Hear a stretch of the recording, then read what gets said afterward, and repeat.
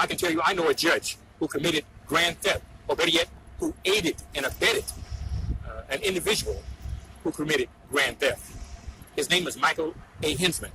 He's a judge in the 11th Circuit Court in Miami-Dade County. What he did was violated his oath of office by granting what he knew to be a unlicensed contractor standings in his court, so that the unlicensed contractor assigned in as Stuart R. Kalb and his partner Ronald R. Rodriguez can take unlawfully possession of Keith Wilson's 20-year homestead property. It's going to be the property located at 718, 726A Alpha, 726, and 728 Northwest 79th Street, formerly known as Club VIP, Club Purple Ice. It's a 3-story building. Judge Micheal A. Hanzman granted these two caricatures standings as unlicensed contractor, contrary to Florida law, contrary to state statutes, contrary to Pam Bundy's rhetoric about unlicensed contracting or contractors, contrary to the governor's position on unlicensed contracting or contractors. Micheal A. Hanzman, because he feels he's a judge and he has immunity, he's a white guy, and the owner of the property is a black Negro, nothing's going to be done. We're going to go ahead and just do this thing and be done with it. And Stuart Kalb and Ron Rodriguez could go ahead and pass on the savings to his honor, so to speak.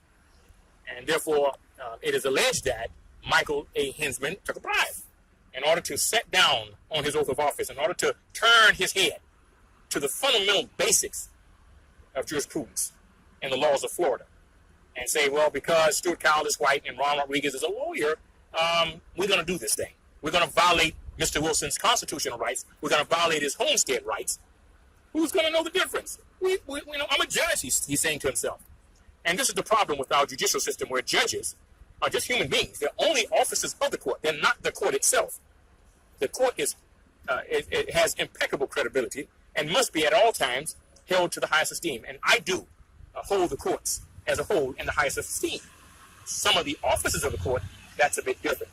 They have individual likes and dislikes, and whether they like the law or not, or they didn't get up on the right side of the bed, and they're going to come to court with an angry disposition, and you don't kiss the ring, you may not win your case, irregardless of what Florida law says. And that's sad, because then that would make the legislators labor in vain. That would say that the people of Florida will have to take a back seat on whether or not a judge decides to follow the law, whether he decides to uphold his oath of office. Because the individual litigants before him, he allows his personal bias to dictate whether or not they're going to win or not, or whether or not the one side is victorious and the other side is defeated. Doesn't have nothing to do with the law. The law is just incidental. The law only means something when the state attorney is trying to put an Afro-American in jail, when the state attorney is trying to take away an Afro-American's freedom for a bag of weed, or for trafficking a half a key to his own, for whatever use they're in. Now that black American is looking at 10 to 20. So the law works real good in criminal court when the government is trying to take away property or freedom or life or limb. But when the law protects an Afro-American male from other predators, now the law has multiple meanings. It has detractions to it. And that's the sad part of now civil court, where judges are not held accountable, where judges should have remedial courses in law, where judges don't know the law or ignore the law, where there's immunity. A judge feels, well, what can you do to me? I'm a judge. I have immunity, absolute immunity. If I break the law, there's nothing can be done, shorter than raping a child or shooting a cop. A judge can't get away with that.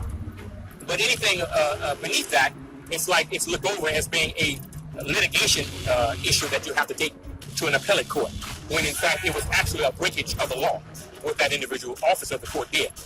So the issue here is to remove Micheal A. Hanzman as a judge in the criminal court, because his actions dictate that he's not worthy to sit as a judge. He's already sold his oath of office, allegedly, to Stuart R. Kalb and Ron Rodriguez for untold amount of revenue, so as to dismiss Keith Wilson's breach of contract complaint against Stuart Kalb, to quiet title Mr. Keith Wilson's 3-story building to Stuart Kalb for $10, and then to Stuart Kalb put the same building on the market for $3.5 million. How can you lose with the kind of stuff these folks use? And so, who's worse, a drug dealer or judge who sold his oath of office. I'm Keith Wilson. Those are my views. Log on. BlackNewsMiami.com.